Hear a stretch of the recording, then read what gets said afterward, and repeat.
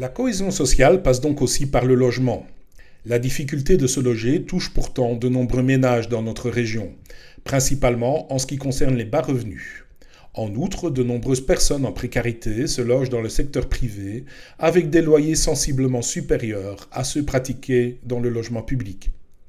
L'ancienneté du parc immobilier wallon pose quant à lui de nombreux problèmes de salubrité, de sécurité, de confort et génère des charges énergétiques importantes et difficilement supportables pour les habitants, alors que la Constitution belge consacre, elle, le droit de chacun à un logement décent.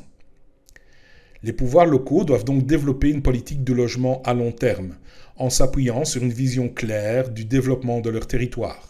Pour les aider en ce sens, les sociétés de logement de service public, les SLSP, ont pour mission d'aider les ménages les plus vulnérables. Elles ont aussi désormais la possibilité de réaliser des projets de mixité sociale, un concept vertueux commenté ici par Michel Defay, directeur gérant du foyer de la région de Fléron et vice-président du comité permanent des SLSP au sein de l'Union des villes et communes de Wallonie. Les précédentes décennies ont fait apparaître un sous-investissement chronique au niveau du logement public. Et le logement public a un rôle à jouer qui est extrêmement important parce qu'il peut avoir une hauteur de vue qui est bien plus évoluée qu'un pouvoir privé qui naturellement visera une rentabilité, que l'accès au logement et particulièrement au logement public est un des ciments fondateurs de toute démocratie qui se respecte. Bénéficier d'un logement public, d'un toit, est un vecteur d'intégration majeur.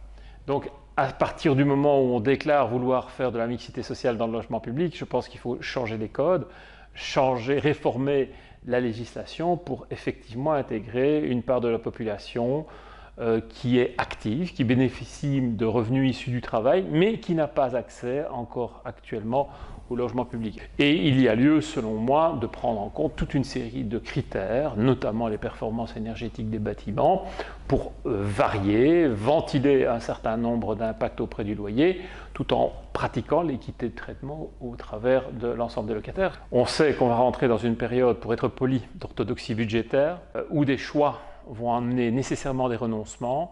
Nous espérons vraiment ne pas faire partie des renoncements. Et donc il faut vraiment objectiver la situation, voir quels sont les opérateurs les plus performants et en fonction mettre en œuvre les bonnes pratiques, transversaliser l'expérience, essayer de trouver des logiques qui ne soient plus seulement communales, mais peut-être pluricommunales. La notion de bassin de vie prend tout son sens, en tout cas avec une grille de lecture liée au logement public. La rationalité voudrait qu'à un certain moment, on essaye de donner aux citoyens une vision plus claire des solutions de logement qui sont à sa disposition.